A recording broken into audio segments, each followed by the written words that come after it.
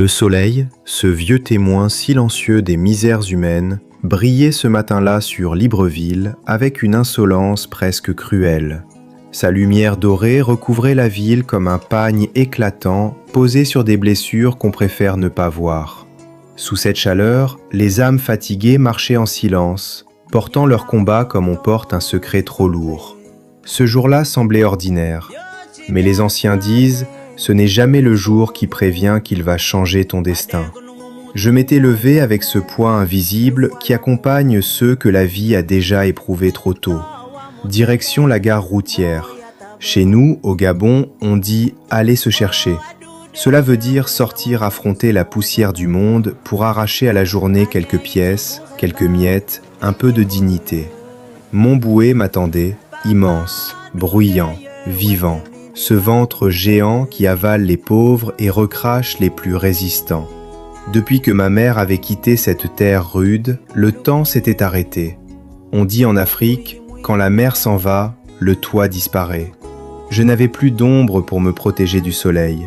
Ma famille maternelle m'avait effacé comme une erreur qu'on corrige à la hâte.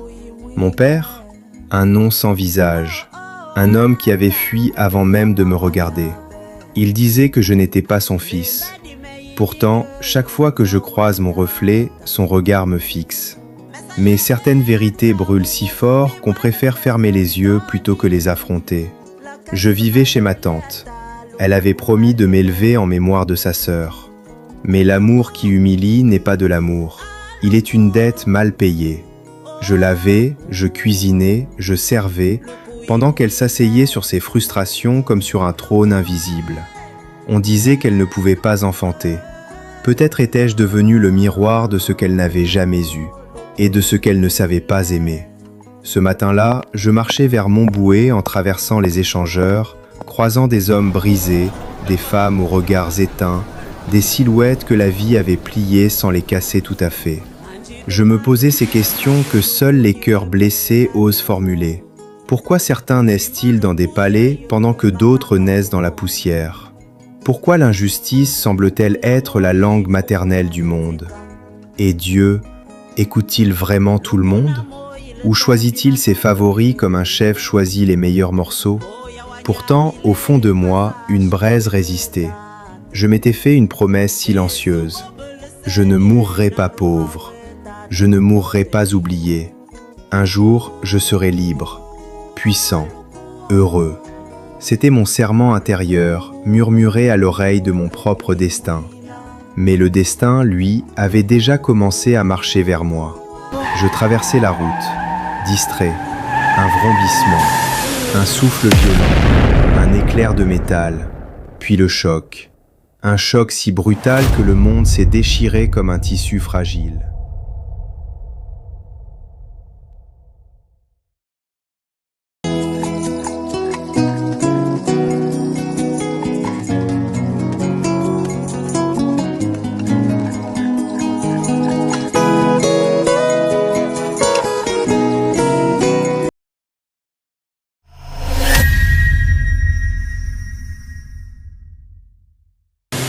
Je n'ai pas vu la voiture, je n'ai pas vu le conducteur. J'ai senti quelque chose d'autre. Mon âme se levait. Oui, se levait. Mon corps est resté au sol, étendu comme un vêtement abandonné. Et moi, j'étais au-dessus, léger, sans douleur, sans peur. Les anciens disent « l'homme n'est pas son corps, il est le voyageur qui l'habite ». Je regardais la scène comme depuis le balcon du ciel. Les cris, le sang, la panique. Le conducteur pleurait, mais il ne pleurait pas pour moi. Il pleurait pour sa voiture, pour son travail. La vie humaine pèse parfois moins lourd qu'un contrat signé. Puis je l'ai vue, une fine corde argentée, lumineuse, vibrante. Elle partait de ma poitrine et descendait jusqu'à mon corps. Un fil invisible aux yeux des vivants, le dernier attachement, la corde d'argent, notre cordon ombilical cosmique, le lien fragile entre le monde visible et l'invisible. À cet instant, j'ai compris une vérité que peu découvrent avant la fin. le corps n'est qu'un véhicule. Quand il se brise, le conducteur ne meurt pas. L'ambulance est arrivée. On a soulevé mon corps comme on transporte un objet fragile. Et moi, suspendu dans l'air, je suivais, relié par ce fil mystique. À l'hôpital, les machines clignotaient. Entre la vie et la mort, disaient les médecins. S'ils savaient. Moi, j'étais ailleurs. Puis l'air s'est mis à vibrer.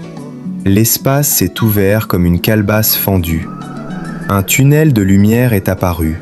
Pas une lumière aveuglante, une lumière qui appelait, une lumière qui connaissait mon nom. Et au bout, une silhouette, féminine, rayonnante. Mon cœur, ou ce qu'il en restait, a reconnu avant mes yeux.